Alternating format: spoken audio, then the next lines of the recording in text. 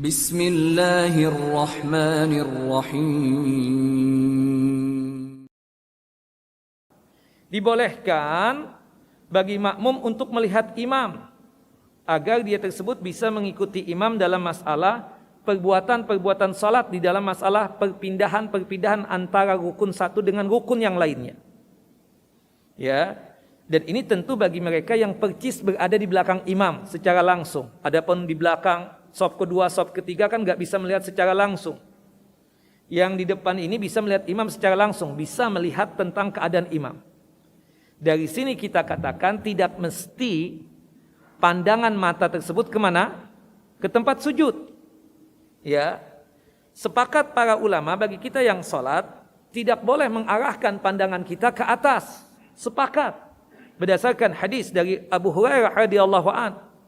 Kalau kita tersebut mengarahkan pandangan kita ke atas, itu mendapatkan ancaman. Ancamannya bisa dibutakan oleh Allah Jalla Jalaluhu. Aula tarji'u ilaihim. Kan? Ini ancaman yang luar biasa. Berarti sepakat para ulama, kita sholat tidak boleh memandang ke atas. Yang menjadi perbedaan para ulama tersebut, ketika tidak boleh ke atas, boleh nggak kita memandang pandangan kita ke depan? Apakah harus ke tempat sujud kan seperti itu? Sepakat juga dalam masalah sholat ketika tasyahud, pandangan mata ini ke telunjuk ini. Sepakat. Nah, begitupun juga yang mengatakan bahwasannya harus pandangan ini ke tempat sujud, ini satu hal yang sifatnya salah juga. Kenapa tadi sahabat Barra bin Azib dan sahabat-sahabat yang lain menjelaskan melihat Nabi berarti menunjukkan pandangan itu ke depan, bukan ke tempat sujud. Makanya sebagian ulama hadis ya mengatakan hadis Ibunda Aisyah radhiyallahu anha yang menjelaskan Nabi sallallahu alaihi wasallam ketika salat tersebut mengarahkan pandangannya ke tempat sujud, ada yang mendoibkan, dianggap doib.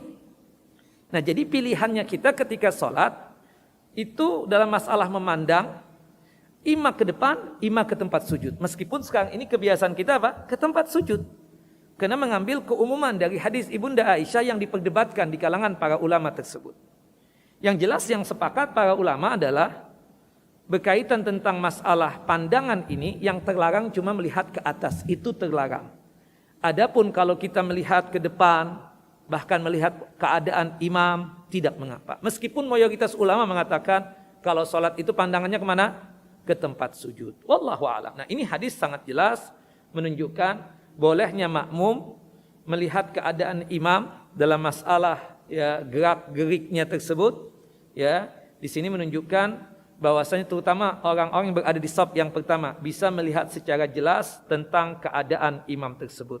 Artinya kita salat memandang ke depan itu tidaklah mengakibatkan terganggu ibadah salat kita tersebut dan hukumnya boleh, tidak mengapa yang demikian. Naam, yang jelas-jelas terlarang adalah mengarahkan pandangan ke atas, itu yang tidak boleh. Alhamdulillahi Rabbil Alamin.